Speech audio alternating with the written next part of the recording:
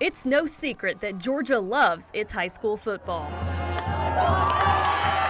Nowadays, the gridiron isn't just for the guys, the girls are taking over. It was something new to Calvary, and I love watching football, so I was like, flag football for girls would be really fun. Girls flag football was sanctioned by the Georgia High School Association back in 2020. It's seen rapid growth since then, going from 88 schools in year one to 178 schools last year, and now as the 2022 season is getting closer, the GHSA says 224 of their schools will field a flag football team. I've coached football for 20 years and never coached girls before in my life until the AD 3 years ago, Chad Griffin, asked me to come do this.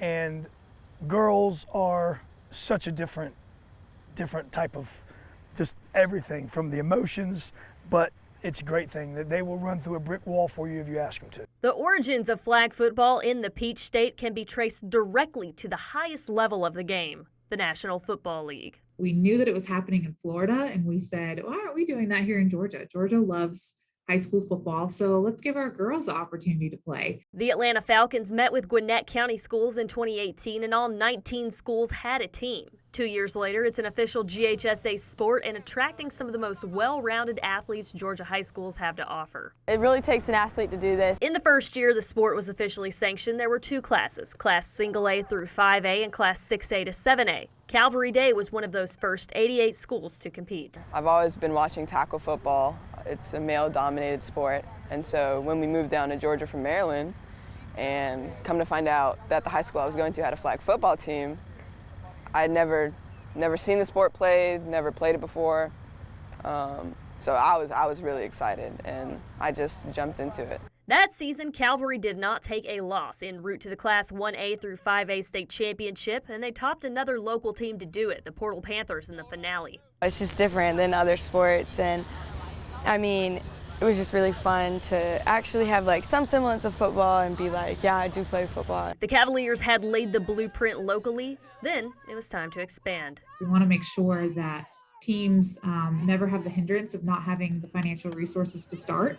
So grants are a huge part of what we do. Every year we're able to provide usually over about 40 high schools with one-year grants to get them started and up and running. One of those schools receiving grant money, Southeast Bullock. So the Yellow Jackets have equipment, uniforms, and a coach. And after that point, it was just finding teams to play, getting the schedule done, where we're going to play, how our games are going to go, because we have to share with football and they get the field here, so where are we going to do all that? Just all those little things had to fall into place. When you hear you guys are getting a flag football team, what are you thinking? I was excited. I always played with my brothers growing up, and I didn't really know what it meant. I thought it was just kind of like a powder puff team. SEB quickly realized it was more than that, and they were certainly aware that Calvary and Cross County foe Portal had made it to the state finals the year before. You know, it's a pretty much rival school, so we wanted to beat them. And they did. By 2021, the GHSA had split flag football into 3 divisions, Class 1A through 4A, 5A and 6A, and Class 7A.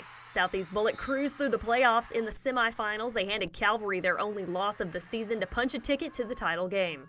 They came in running the same similar stuff we did and beat us at our own game and made these girls even more hungry. From there, they shut out the Panthers in an all-Bullock County State Championship game to bring it back home to Brooklet. It was amazing. It was something you can't even describe. that's when it's like, hey, we actually did something with this. We went far and we accomplished our goal.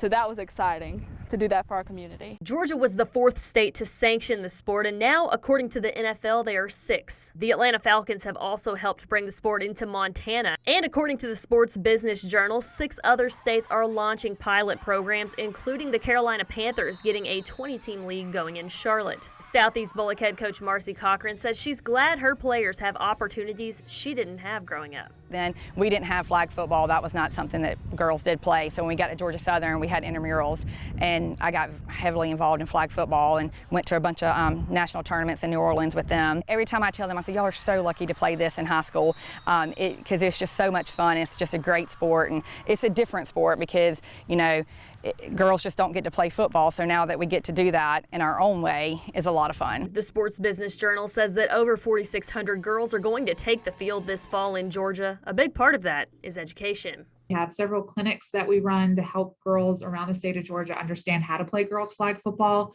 teaching them the fundamentals of it. And then we also have done coaches seminars to give coaches free opportunities to learn how to coach flag football. Both Cochran and Calvary coach Nick Grassi said that getting girls playing before they get to high school is the next big challenge. I am tirelessly trying to get middle school programs going, trying to get girls coming out. I've been doing camps for the city. I've been doing everything I can to try to get this to grow from the bottom level up. It's tough, you know. It's a new sport, you know. There's a lot of competing sports. You got soccer, softball, all these other sports that just compete with time. And with it being a new sport and others being settled in, it's tough to kind of break the mold. But it's working. It's coming. The same year the GHSA sanctioned flag football, the National Association of Intercollegiate Athletics, or NAIA, also sanctioned women's flag football with 15 schools participating. The Falcons are helping to grow the sport at the collegiate level as well. We hosted the championship there every year in May for the last 2 years. But also as a part of that tournament, we hosted a showcase where 150 high school girls were able to essentially try out and show their skills in front of NAIA coaches who were in town for the tournament, which led to each of the years over 40 to 50 scholarships or offers for the girls to play at the next level. Colleges are starting to pick it up, and we have some of these girls that have been to the showcases in Atlanta now. We have coaches calling, trying to get them recruited, and as long as that keeps growing, and hopefully the NCAA will pick that up eventually and the game will just explode. A wall inside Mercedes-Benz Stadium showcases the schools that have flag football teams, and they hope to see it grow each year. I hope they see how much fun it is to play it, and just to be a part of a family who come together and accomplish one goal. It's such a fun sport to play. I love it, and I do hope more girls get to experience it and grow in it, maybe even go to college playing it because they love it so much. It's something so fun, and it's for everybody. It's the most amazing thing ever. Honestly, when we first started, we said, if this doesn't work, we tried, but here we are several years later, and there are thousands of girls playing the game in Georgia, and that's probably one of the most rewarding things that you can even see. It's just fun to see them have fun with our sport, and it just means the world to us. So it's one of the most rewarding things I've ever been part of in my career, and just happy to see that they're having so much fun playing it.